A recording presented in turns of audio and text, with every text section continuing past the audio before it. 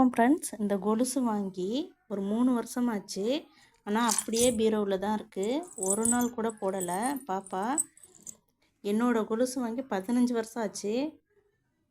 கொலுசை மாற்றி தர சொன்னால் டைம் இல்லை போகிறதுக்கு, இல்லை தனியாக போய் வாங்கிட்டு வாங்கன்னு சொல்கிறாங்க.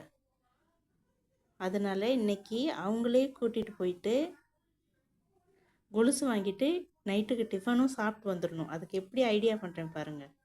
அம்மா இங்கே வாங்களே. அவங்க பொண்ணையே வச்சு இன்னைக்கு ஆட்டையை போட்டு கொலுசு வாங்குகிறோம்.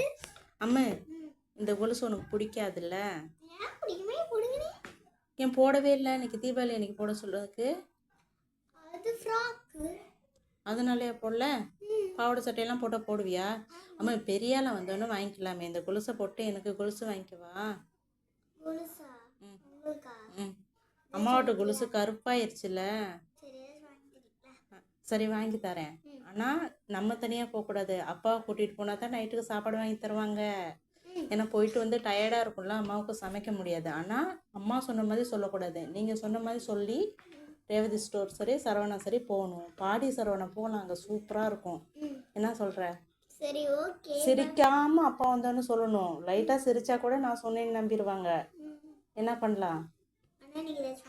கண்டிப்பாக வாங்கி தரேன்.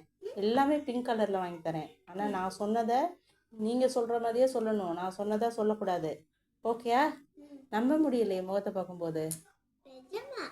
ஷுவரா? டீல்? ஓகே.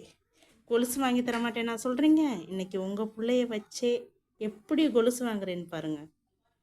ஓகே ஃப்ரெண்ட்ஸ், இந்த மாதிரி அனுபவம் உங்களுக்கு இருந்தால் மறக்காமல் கமெண்ட்டில் சொல்லுங்கள். வீடியோ பிடிச்சிருந்தால் லைக் பண்ணுங்கள் ஃப்ரெண்ட்ஸ். தேங்க்யூ.